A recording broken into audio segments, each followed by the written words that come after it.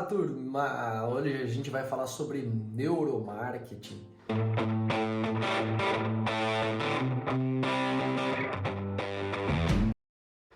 Neuromarketing é sensacional. Já de cara a gente consegue perceber que o cérebro da gente ele olha mais pro emocional do que pela razão, pelo racional. Pois é, principalmente no marketing, né? Nas vendas, a gente consegue perceber muito isso. Olha só, vou fazer alguns exemplos aqui, né? Sabe aquelas imagens na caixinha do cigarro que elas dizem lá, aparecem sobre o câncer, sobre o aborto e assim por diante? Teoricamente, era pro fumante olhar aquilo e falar: meu, eu preciso parar de fumar mesmo, isso aqui não vai me fazer bem. Muito pelo contrário. Elas induzem mais ainda o fumante a fumar mais. Sabe como? Quando ela olha aquilo, ela consegue perceber que querer e o gostar são duas coisas totalmente diferentes. Eu posso querer alguma coisa, mas não gostar dela. Você já teve uma namorada ou um namorado que você gostava da pessoa, mas não queria estar com ela porque ela te faz mal? Você sabe que ela te faz mal, mas você gosta dela, não tem como. O que você vai fazer? Entendeu? Querer é uma coisa, gostar é outra. Então, ele gosta do cigarro, esse é o vício dele, ele gosta do cigarro, mas ele não quer fumar, porque ele sabe que faz mal. Entenderam? Então, ao ver aquelas fotos atrás do cigarro, na caixinha, o fumante percebe que ele não quer aquilo, mas ele gosta daquilo. E aquilo acaba lembrando ele que ele gosta mesmo e ele continua fumando. Agora, vou mostrar um outro exemplo. Fizeram uma tentativa tentando ligar essa vontade com o olfato. Então, toda vez que um fumante terminava de fumar um cigarro, o pessoal colocava cheiro de peixe podre para eles. E foi trabalhando isso, e em pesquisas notaram que os fumantes começaram a fumar menos, de 30% a 40% das vezes. Então ele reduziu 40% da quantidade de cigarro que ele estava fumando. E isso é um trabalho que tinha que ser constante, porque se você parar de fazer esse trabalho, né, de lembrar a memória dele, essa memória afetiva, ele vai esquecer e vai continuar fumando normalmente. Ele linkou então uma coisa que ele gosta a um sentimento ruim, ao cheiro ruim. Nas empresas também tem isso. Armani. Todo lugar, toda vez que você entra na Armani, ele tem um único cheiro, independente da loja, independente do país. É aquele cheiro. Então, quando você sente um cheiro parecido, você lembra da loja da Armani. Entenderam? Como você consegue linkar coisas com a sua memória afetiva? Ou seja, emoção ainda é, sem dúvida, o ponto mais alto do que a razão. Para você vender alguma coisa, para você conquistar alguém, joga com a emoção.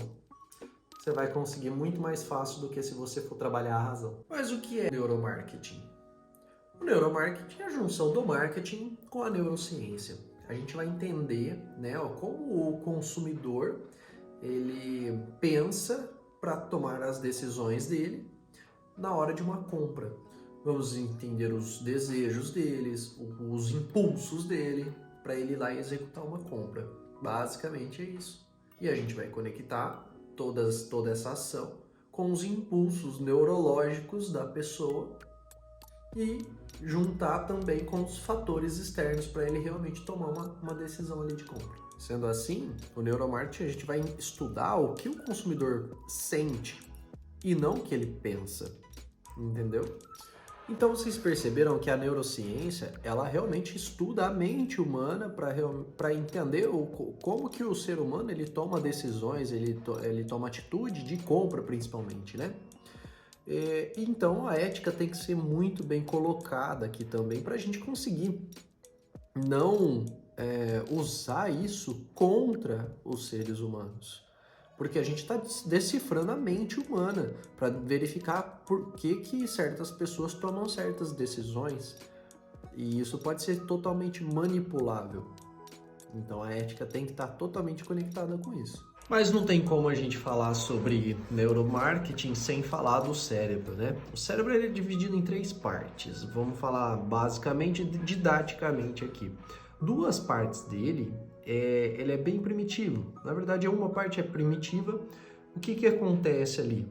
Sabe quando você tá andando numa rua escura, um lugar escuro, até o poste apaga a luz do nada, vento, ninguém, deserta a rua, o seu carro tá lá no final da rua, ainda falta um quarteirão para você chegar. E do nada você consegue só prestar atenção no seu passo e no silêncio.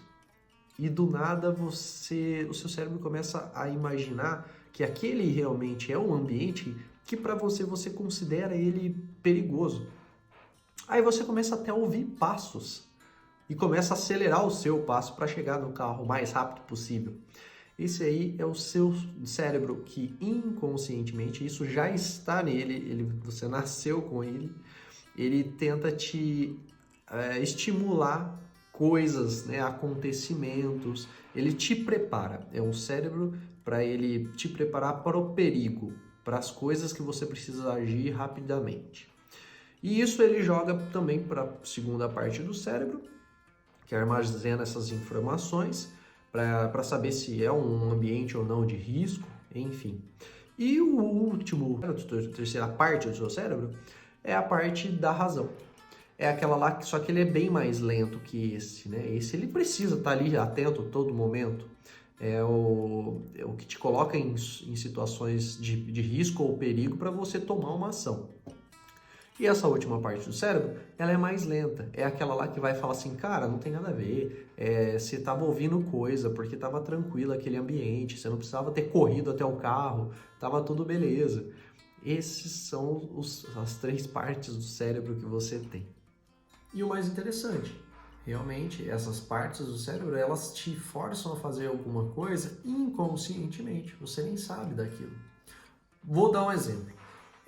Você está entrando numa sala para você falar numa reunião. Quando você abre a porta e entra na sala, tem 5 pessoas. Você automaticamente faz um mapeamento do rosto de cada pessoa. E a partir do momento que uma das pessoas você sentiu mais familiaridade, você viu que ela estava com o rosto mais bem aparentado, que ela não traria perigo nem risco para você entra bem mais tranquilo na reunião. Incrivelmente, isso acontece inconscientemente no seu cérebro. E as nossas emoções? As emoções primárias: raiva, medo, tristeza, alegria e o nojo. Essas são, até o nojo. Por quê? Porque ela é algo, né? uma emoção que te impede de comer alguma coisa venenosa, alguma coisa que não vai fazer bem para você. Também é uma delas. Agora, a mais forte, a mais poderosa é o medo. Por quê? Porque o medo, desde quando o humano existe, ele é extremamente importante, porque senão a gente ia enfrentar qualquer coisa. A gente ia lutar com um dinossauro, a gente ia enfrentar mar aberto, ia enfrentar qualquer tipo de perigo. Então o medo ele realmente controla, é alguma coisa biológica que é o mais forte dentro da gente, mas é o que nos mantém vivo. Esse é uma das emoções que nos mantém vivos. O medo ele é tão forte que ele chega a tomar conta de você. Ele te domina de uma forma que ele apaga o seu cérebro. Você para de pensar, você para de agir. Ele tira a razão, né? Ele corta a parte racional do seu cérebro. O exemplo básico, você tá nervosaço para fazer uma prova. Você estudou pra caramba, com certeza você iria tirar uma nota maravilhosa ali.